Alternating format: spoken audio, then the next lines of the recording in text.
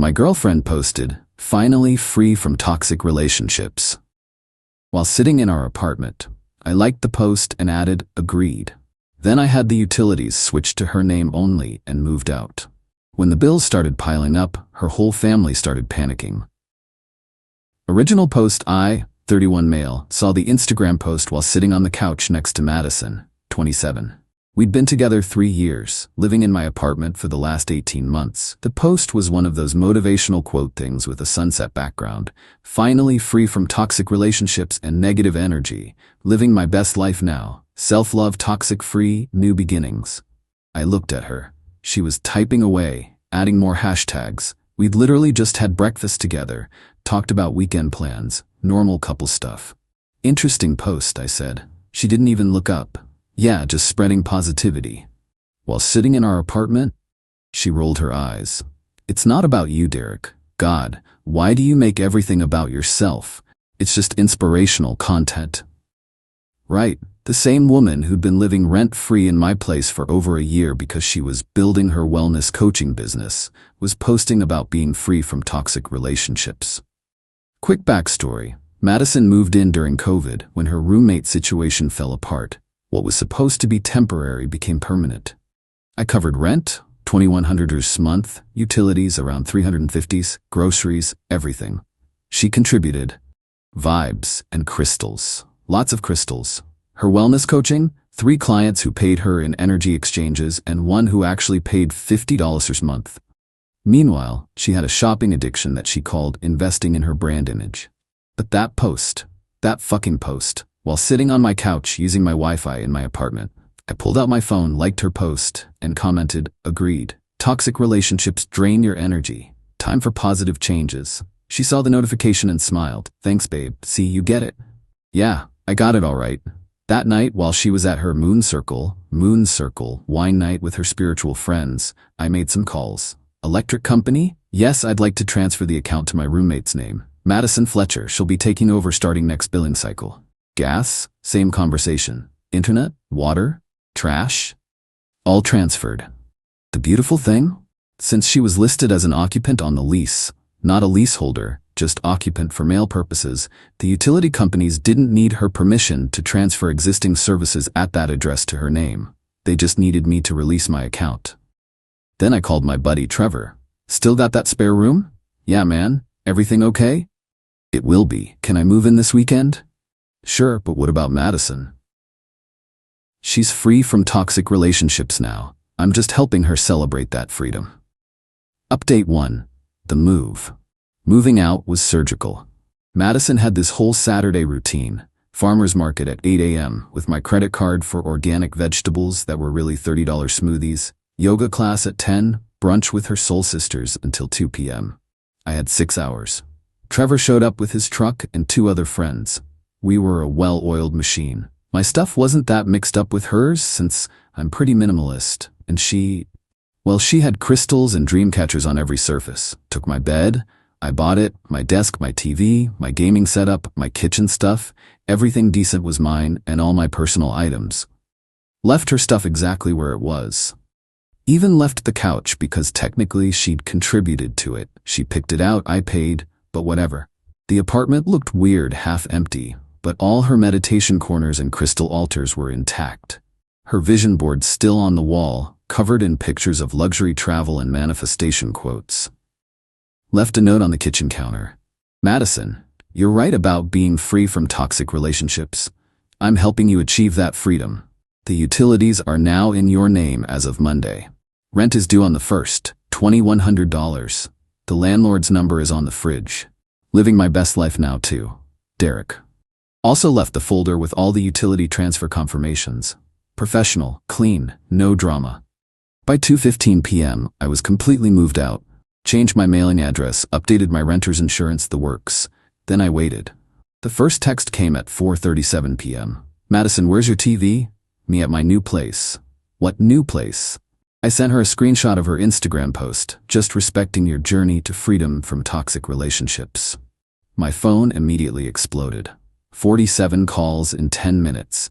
Texts ranging from "this isn't funny" to "you're being abusive" to "we need to talk right now."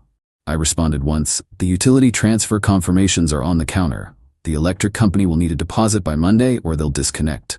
Same with gas. Good luck with your toxic-free life. Then I muted her number.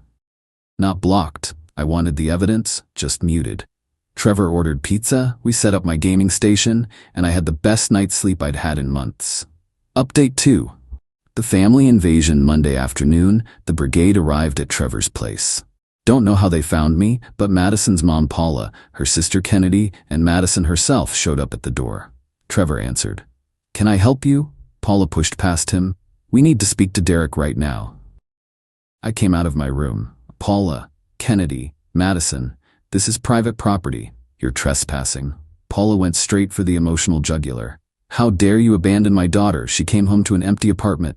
No power, no internet. Wait, no power? I was genuinely confused. The transfer was set for today. She just needed to confirm and pay the deposit. Madison was crying. Actually crying. They want $400 deposit. Each company wants deposits. I don't have $2,000 for deposits. But you're a successful wellness coach, I said. Building your empire, right? Kennedy jumped in. You're a monster. You know she's been focusing on her spiritual growth, not material things. Material things like electricity? Running water? Paula pulled out her phone. You're going to fix this right now, or I'm calling the police. Trevor, bless him, started recording on his phone. For what? I asked. For moving out of an apartment where I'm not on the lease? For transferring utilities I was paying for? What crime exactly? Financial abuse, Paula screamed. Ma'am, Trevor said calmly, still recording, Derek paid all bills for 18 months while your daughter contributed nothing. That's not abuse, that's charity. And now the charity ended. Madison grabbed my arm. Baby, please. I'm sorry, I didn't mean the post about you. It was about my ex from high school. You know Danny. Danny? The ex you haven't seen in 5 years? Yes, I was processing old trauma. While living in my apartment rent-free? Kennedy's approach was different. Look, Derek, we get it.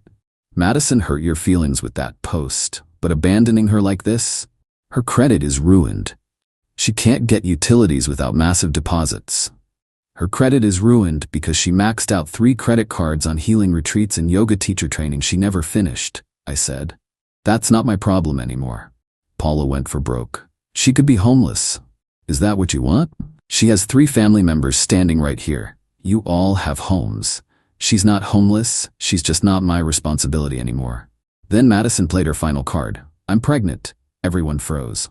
I laughed. Actually laughed. No, you're not. How do you know? Because you had your period last week. You sent me to buy tampons, and we haven't had sex in 2 months because you said physical intimacy was blocking your chakras. The silence was beautiful. Trevor stepped forward. Okay, folks, time to leave. This is harassment now. Paula pointed at me. This isn't over. You'll pay for this. I already did, I said. For 18 months. Receipts in my bank statements. Update 3. The social media war. Madison went nuclear on social media. Full victimhood narrative across Instagram, Facebook, TikTok, even LinkedIn for some reason. My narcissistic ex-boyfriend abandoned me with no warning, leaving me with thousands in bills and no way to pay them. He financially abused me for months, controlling everything, then disappeared when I started standing up for myself. This is what happens when empathic women love broken men. The comments were predictable. Queen, you deserve better. Men are trash. Start a GoFundMe. But then something beautiful happened. My ex-coworker Dana, who knew the whole situation, commented with receipts. Girl, didn't Derek pay all your bills for almost 2 years? I remember you bragging about it at Stacy's party. Madison deleted that real quick, but screenshots were already circulating. Then Trevor posted his own response, the Ring doorbell footage of Monday's confrontation. Full audio of Madison admitting she hadn't paid bills, her mom demanding I fix it, the fake pregnancy claim, everything. The narrative started shifting fast. But Madison doubled down. She started a TikTok series, Day 3 of being abandoned by my toxic ex. Crying into the camera, showing the empty apartment, the disconnection notices piling up. What she didn't mention? Her mom paid the utility deposits. Her dad, Leonard, who'd been silent until now, called me. Derek, it's Leonard. Hey, Leonard. I want to apologize for my family's behavior. I saw Trevor's video. Madison, she's always been this way. Her mother enables it. I've been saying for years she needs to grow up. I appreciate that. Can I ask, what's the rent on that place? $2,100. He whistled. And you paid that alone? Plus utilities, groceries, her yoga classes, everything. Jesus Christ, I'm cutting off her phone plan. Paula can deal with that too. The TikTok stopped real quick after that. Update 4. The Escalation Week 2 without me, Madison was spiraling. According to mutual friends, she'd asked 3 different ex-boyfriends if she could move in, started a spiritual services for donations campaign, made $73. Tried to sublet my former bedroom on Craigslist without landlord permission, got caught by the landlord and received a cure or quit notice. Then came the masterclass in entitlement. Madison showed up at my work, full makeup, sundress, the whole distressed damsel package, walked right past reception to the accounting department. Derek, we need to talk. My manager Brenda looked confused. Ma'am, this is a private office. I'm his girlfriend. We live together. We did, I corrected. Past tense, 2 weeks ago. Madison started her performance. Tears. Derek, please, I can't do this without you. The landlord says if I don't pay rent by tomorrow, he's starting eviction. That's a you problem. She grabbed my hands across the desk. Remember our plans, our future? You are going to help me launch my wellness center. Brenda stood up. Ma'am, I need you to leave before I call security. Madison's tears dried instantly. Oh, so you're fucking her now? Is that it? Brenda, who's 62 and married for 40 years, just stared. Security it is. As security escorted her out, Madison screamed, You'll regret this. I know things about you. Narrator. She did not know things about me, but her mom sure tried to manufacture some. Update 5. Paula's last stand. Paula went to the nuclear option.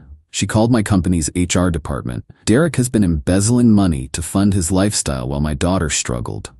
HR had to investigate. Pulled me into a meeting with Brenda and the HR director. Derek, we received a complaint about financial impropriety. I pulled out my phone, showed them my bank statements. Here's 18 months of rent payments, all from my payroll deposits. Here's utilities, same thing. Here's grocery receipts.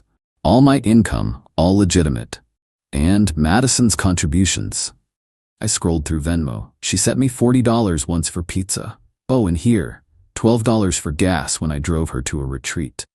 The HR director looked tired, so in 18 months she contributed $52? $52 and bad vibes. They closed the investigation immediately.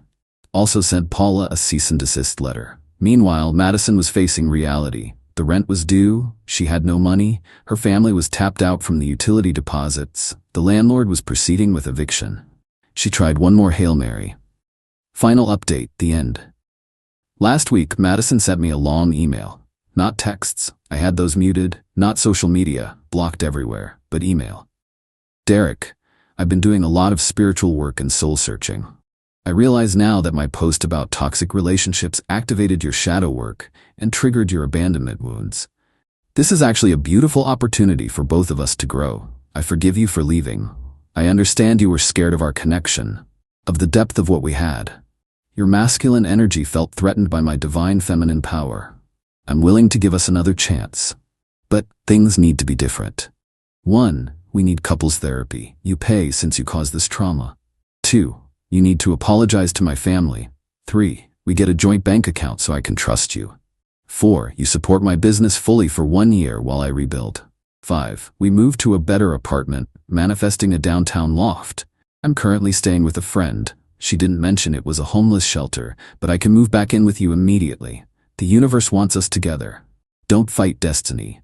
Love and light, Madison. I forwarded it to Trevor. His response? The audacity is almost impressive. I didn't reply, but I did get an update from Leonard. Madison had to move back home. Not with Paula, who was exhausted from all this drama, but with Leonard and his new wife, Deb. They gave her an ultimatum. Get a real job within 30 days or get out. She got a job at Target. Posted about it on Instagram. Starting my corporate journey. Sometimes you have to work within the system to eventually destroy it.